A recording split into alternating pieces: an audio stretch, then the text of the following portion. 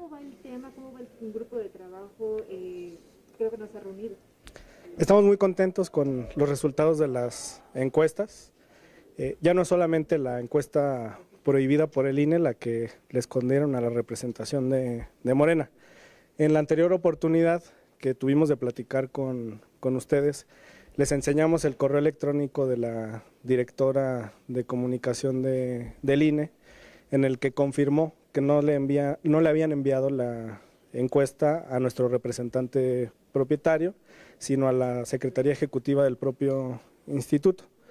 Después vinieron una serie de descalificaciones por parte de los propios consejeros del INE y de comentaristas y opinólogos sobre la imposibilidad de que esa encuesta reflejara la voluntad popular. Ahora ya tenemos otras dos encuestas, una de parametría que fue encargada por Morena y finalmente la de ENCOL que fue expuesta hace un par de días, y notamos que existe consistencia en los principales rubros de la iniciativa. Si me permiten, se los comento. Mira, en menos recursos para partidos políticos, la del INE da 93% a favor y la de parametría 80%. En la de menos diputados y senadores, INE da 87%, parametría 79% y ENCOL 83%. Menos recursos para el INE da 74%, parametría da 75% y ENCOL da 74% con una formulación sobre tener menos consejeros y magistrados, que es lo que propone la iniciativa electoral. El punto que ha generado mayor debate y en el que se han focalizado los opositores, el de la elección directa de consejeros y magistrados, tiene 78% a favor en la del INE, 88% en la de parametría y 81% en la de ENCOL, con un promedio de 84% de aprobación. Voto electrónico 68 y 60, y la evolución del INE al INEC 52 en la del INE, 62% en la de parametría. ENCOL añade una pregunta que no había sido consultada por parametría y por el INE sobre la elección de diputados en listas estatales. Esta tiene 68% de aprobación en elegir diputados por entidad federativa. Nosotros abrazamos estas encuestas mayoritarias y consideramos que quienes se manifestaron pertenecen precisamente a la minoría que está en contra de esta reforma electoral. Nuestra pregunta consistente es por qué no marcharon hacia el Zócalo, por qué no fueron al Zócalo, siendo la plaza más emblemática del país. Y esta fue una conducta reiterada en distintos estados de la República. Yo soy de Guadalajara y la principal plaza en Jalisco, en Guadalajara, es la Plaza de la Liberación, en el centro de la ciudad, junto al Teatro Degollado y el Congreso del Estado de Jalisco. Los manifestantes se reunieron en Golfo de Cortés e Isabel la Católica, esto es a 200 metros de la Glorieta de la Minerva, y simplemente fue una concentración en la Minerva, no hubo marcha en Guadalajara.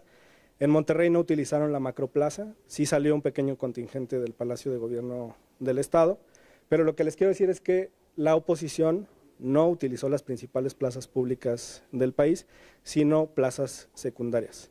Un zócalo equivale a 4 o 5 monumentos a la Revolución. Si tuvieran los números que manifestaron, hubieran ido al Zócalo, incluso reaccionando al momento en el que estaban concentrados. ¿Y qué procede ahora?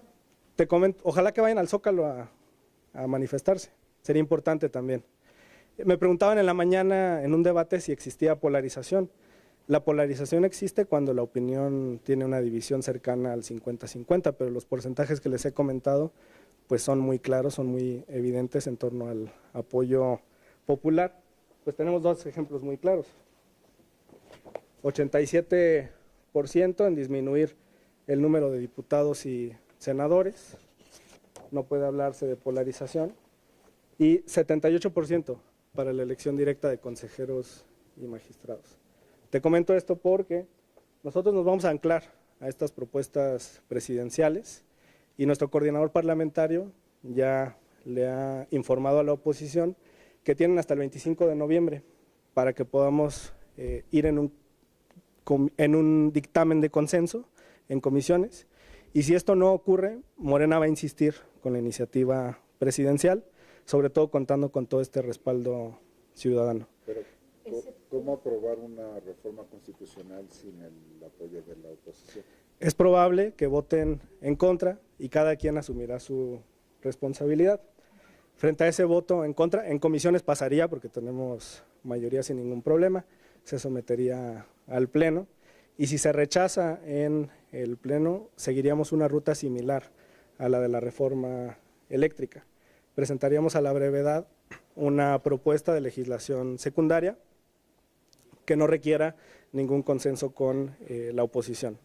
Nos bastan los votos con nuestros aliados para poder transitar en un plan B, que sería esta reforma secundaria. Y tendría entonces la oposición pues 3 consecuencias. La primera es que no participarían en esta discusión de la reforma secundaria o sería intrascendente su opinión porque tenemos los votos suficientes. La segunda es que seguiríamos con el proceso de designación de consejeros como está establecido en la legislación y los números que tenemos aquí en la Cámara nos darían por lo menos para designar a 3 de los 4 consejeros que están por salir en esas plazas vacantes en abril del 2023. Y la tercera, con este amplio respaldo ciudadano, a la inversa sería la sanción por parte de los ciudadanos y el electorado, en el caso de que voten en contra, de una iniciativa que tiene tanto respaldo ciudadano. Perdón, precisión, esta fecha. No, pues nosotros esperamos que reflexionen de aquí al 25 de noviembre, como lo ha dicho el coordinador.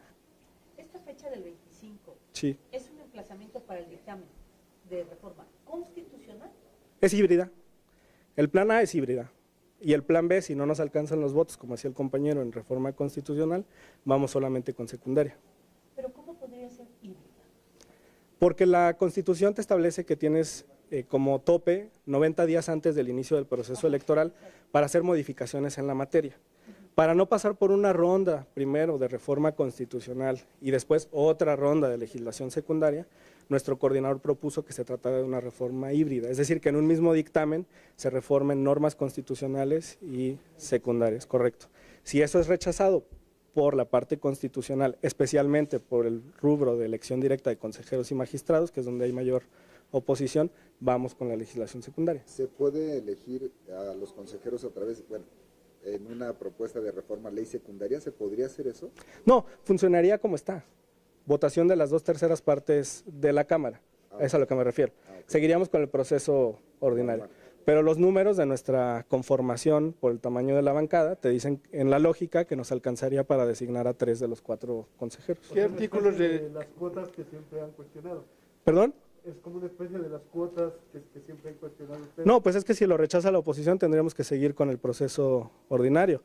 Precisamente ese es el discurso, dicen, Morena se quiere apoderar del INE. No, lo más cómodo para nosotros sería seguir con el proceso común, aprovechando la mayoría que tenemos, pero no queremos eso, queremos una transformación profunda con la elección directa de consejeros y magistrados. Esa es nuestra propuesta. ¿Qué artículos serían los que ustedes irían en leyes secundarias? Yo te hablaría de temas, de rubros. ¿Qué temas? Hay limitaciones, por ejemplo, lamentablemente la fórmula de prerrogativas, el cálculo del 65% de la UMA, ese está en la Constitución.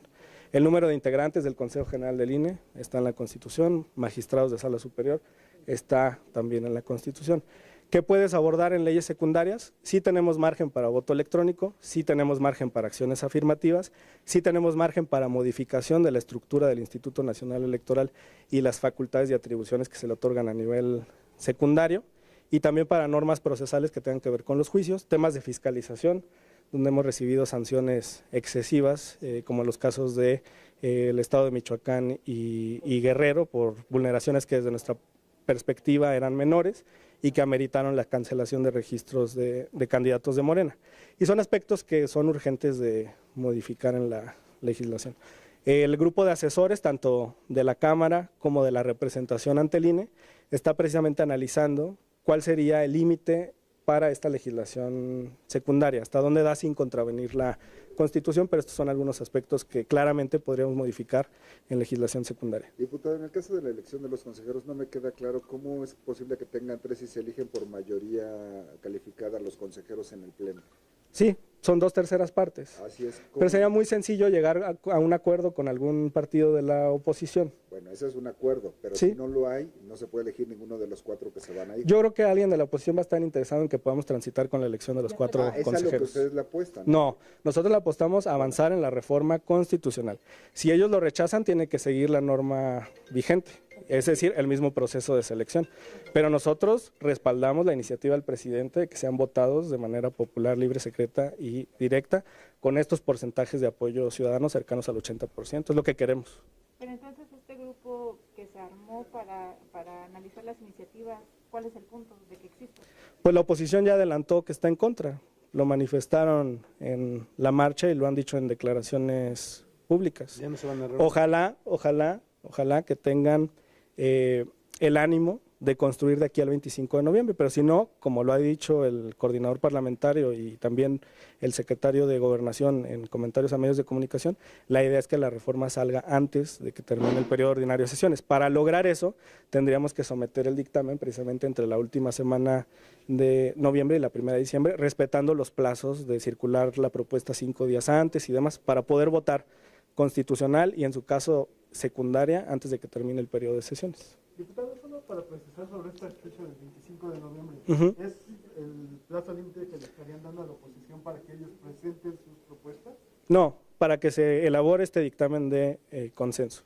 Si no hay consenso, el 25 de noviembre vamos a avanzar con la propuesta de dictamen que arrope la iniciativa del presidente de la República.